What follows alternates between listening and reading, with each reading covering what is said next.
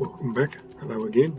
This is part 8 of the Southern Highlands ride, and if you're following from the last clip, I entered the Hume motorway and I'm just about at the Illawarra Highway turnoff, which if I were to take it would take me back to Moss Vale, but I'm obviously going to continue on the Hume motorway and continue my journey to Goulburn. I thought this would be the last clip that I would actually merge two clips together here, but it turns out that that's not the case. This will be about 17 minutes and then there'll be another clip that's almost as long. So rather than put them together and expect you to sit and watch me for half an hour, I'll keep the format of about 17 minutes per clip. As I said, I'm on the Hume motorway. You can see it's 2 lanes this way, so it's actually a dual carriageway, so it's 2 lanes in both directions. And because it's part of the National Highway network, it's pretty well maintained. There are markings on both sides of the road. There are markings down the middle to show the lanes, of course.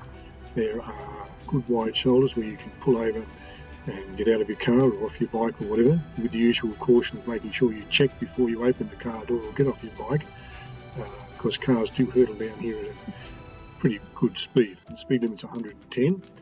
And cars, trucks and other things do that and more. I thought what I would do, rather than just describe where I am and what you can see, because you can see is talk a little bit about roads and road design and things like that in general. Now, starting off with, I'm not an engineer, I don't know anything about building roads, I don't know about topography or geography or any of those things that might influence decisions to make a road. But if I talk about the importance of roads and the state of having good roads, then you perhaps understand what I'm on about. So, the Hume motorway, as I said in an earlier clip, is named after a gentleman named Hamilton Hume, and it covers the route that he and his accomplice William Hovell took from Appin to Corio Bay, where Geelong is in Victoria now. The aim of this road, and I guess most roads these days, is to get people from point A to point B as quickly and as safely as possible. More importantly, it's to get freight from one place to another as quickly and as safely as possible. And as less and less freight goes on the rail and more goes on roads and on trucks, that's doubly important. So if you enter one of the toll roads in Sydney, it's possible to ride or drive almost all the way into the heart of Melbourne without encountering any traffic lights. And that's a good thing, I guess, because it means that traffic, once it gets on these motorways and tollways, you are going to be having to pay to drive on the roads, a different matter. But once you get on one of these motorways or tollways, then the traffic flows freely, and the prospect of getting from A to B quickly and safely is generally achieved. And if you notice in the section where I am now, the road appears to be pretty well dead straight. And for the most part, that's the state of this road, probably all the way from the junction of the M7 and the M5, just north of Campbelltown, to well into Melbourne suburbs. And that has pluses and minuses. If you can build a nice straight road, then you haven't got to worry too much about cuttings and hills and having gradients and all that sort of stuff. You can just build a road. But it has the problem of you're in your car or your truck or on your bike and you're just riding along and driving along. And when you consider now with cars in particular, I can't comment about trucks, but certainly with cars are much safer and much more comfortable than they've ever been. There's a whole alphabet of safety features from things like ABS and EFT and traction control and so on to other sorts of safety features that are in your car that you probably don't even know about, that just, especially cars made after about 2010, that just seem to activate all the time.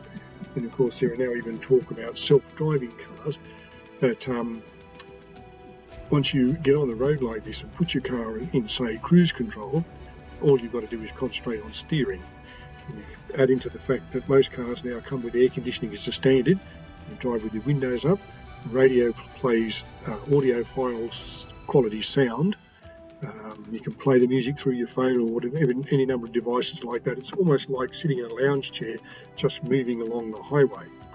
Now, the problem with that is that fatigue can set in, and it can set in and people can not be aware of it, because if you're sitting in a car just looking straight ahead all the time and the road's going dead straight and the car temperature is maintained at the same level and there's no fresh air circulating and there's no air coming in because the windows are not open, then fatigue can set in.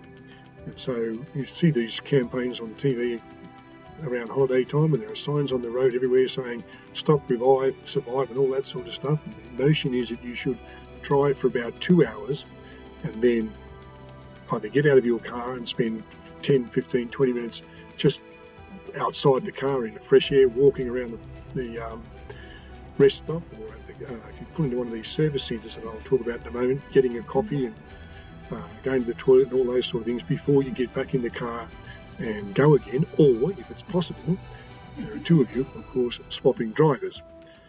Now, what happens in Australia is that many people drive about 33 kilometres on an average per day to commute to their work or to commute to the railway station to get to work. But on the weekends and on the holidays, we'd like to jump in our cars and go for hundreds of kilometres so we can get from A to B as quickly as we can. And because our cars are now fuel efficient and carry enormous amounts of fuel, and 60, 80, 100 litres of fuel, it's possible to do that sort of travelling without needing to refuel. So starting at the intersection again of the M7 and the M5, there are between that intersection of the Victorian border, there are about 6 or 7 service centres. So there's Pheasant's Nest, there's Sally's Corner, which we passed a little while back. There is Goulburn, which isn't actually a service centre, it's actually going to go off the highway. There's one at Yass, there's one at Gundagai, just near the Dog on the Tucker Box, and they're building one further south of that, I think around Coacan, on either side of the highway. So it's again possible to stop, pull in, stop, revive, survive, all that sort of stuff, get coffee. Even if you don't need to fill the car with fuel, get out of the car, walk around, take a comfort stop, get a coffee, get some fresh air and so on before continuing with your journey. And when you cross over into Victoria, those service centres between Wodonga, I guess, or between crossing the Murray River and getting into the outer suburbs of Melbourne, there are about 3 or 4 of those places, and they're pretty evenly spaced, and there are plenty of car parks at them, and they always have several food options, some of which are healthy and some of which are not so healthy, but that's another story. But there are plenty of food options. And so the point I'm trying to make here is that the people who build these roads, the National Highway, design them and then contract out to get them built. They build them so that the traffic can flow freely, that you can get from point A to point B quickly, that you can transport freight from one city to the other quickly. But they do try to have this safety in mind. They make the roads reasonably straight, so there are not lots of bends and hairpin bends and switchbacks and all that sort of stuff to contend with. So you can put your car, you can go, if the speed limit's 110, you can go at 110. But at the same time, they want people to use those service centres and to stop at them, and for their own safety, and more importantly for the safety of other people who are on the roads, to make use of them. On top of that, in regard to trucks, certainly in New South Wales, they have these point-to-point camera systems. I can't say that I know that they're in every other state, but they're certainly in New South Wales and on the Hume motorway. And how they work is, I guess, a fairly simple idea that a truck will pass under a gantry where there are a bunch of cameras, and I think they automatically record the number plate of the truck. Now, the next gantry might be 50 kilometres away or something like that, whatever the distance is between the two gantries. There's a program that works out how many minutes it should take the truck to get from one gantry to the next if it observed the speed limit. If the truck were to arrive at the second gantry before the calculated time, then it must have exceeded the speed limit, and the driver is probably liable for a fine, and I imagine that a fine would be issued on the spot. I think truck drivers are aware of those gantries and either adjust their driving accordingly between them, or just obey the speed limit and drive carefully for their own safety. But they don't work on, at the moment they're not programmed to focus on cars. So in the case of cars, you're kind of relying on the highway patrol, local police command to send somebody out on the highway and have them sit there with a radar gun or their estimation of someone who's speeding, or however they do it, and catch people who are exceeding the speed limit, and then fines follow, those sort of things. That's my thought about road design. Now, I often talk in these videos about the state of the road. As you can see here, again, I'm saying it's in pretty good condition here. It's pretty well maintained. There's a section that when you come into Marulan where it's not so good, and you'll see that as we get close, as we get into Marulan. But I talk about that because for motorcyclists, that is, well, for everybody, it's important. We pay fuel taxes and registration, all that sort of stuff, so that roads can be built and they can be maintained. But if you think about your car, you're driving in something that weighs somewhere between 800 kilograms and probably 3.5 tons, depending on the size of your car. It has four wheels and a bunch of metal and plastic and all that sort of stuff around you. You're in a capsule inside of that, and given airbags and crumple zones and all that sort of stuff, you are reasonably safe. And if one of your wheels hits a pothole, then you've probably got at least two, and if not three, if you steer well, to avoid the pothole. You've got 4 contact patches with the road, and your motorcycle, there's nothing between you and the road. There are 2 tyres with very small contact patches. There's the suspension of your bike, of course, but given that the bikes are a much smaller wheelbase in most cases than, or in all cases, I think, than cars, if you hit a pothole with the front wheel, it's pretty difficult to adjust the steering and avoid it with the rear wheel. So the chances of a spill because you hit a bump in the road or a pothole or something like that, and the bikes become unstable, are much greater.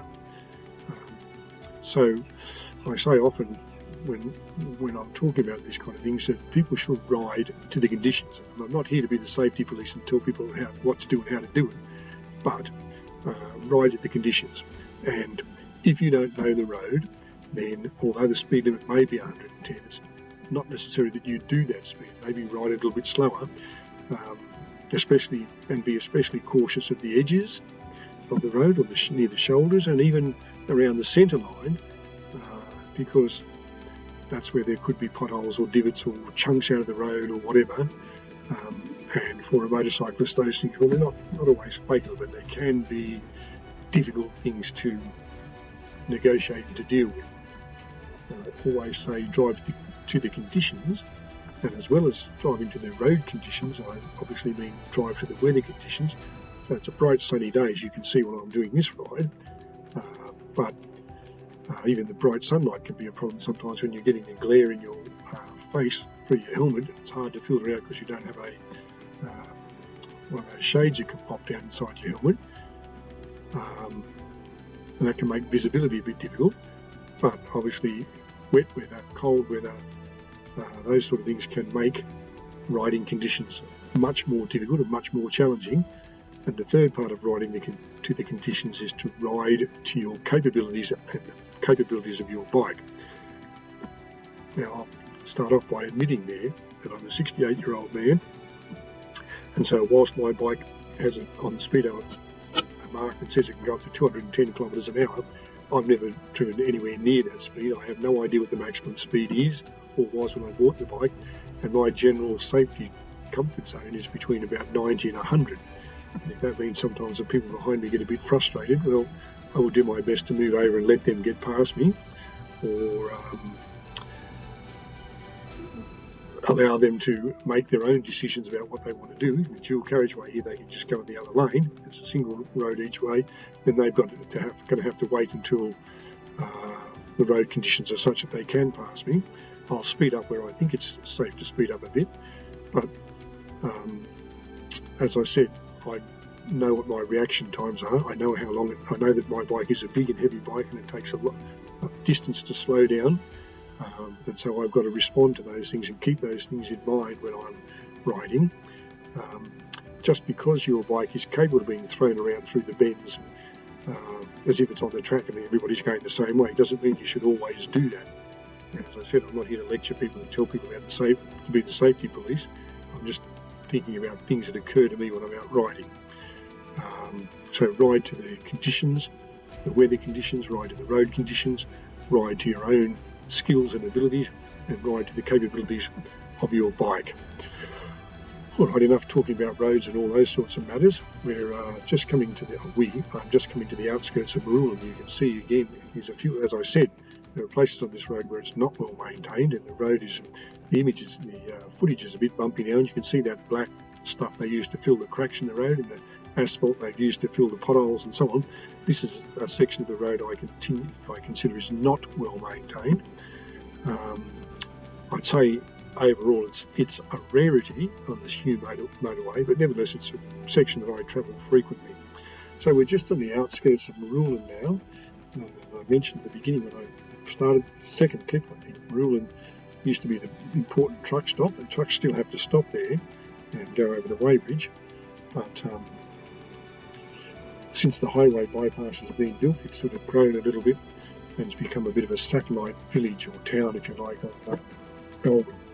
Just coming down this rise now on the other side will be the turn-off point to the Highland way that I took. Just see the sign for it there. There's a second part of this, the second clip of this ride, so we're almost back to where I started from. The truck checking station is on the left-hand side. You may not be able to see it in the footage here, but you should be able to see signs just now telling you about the truck checking station.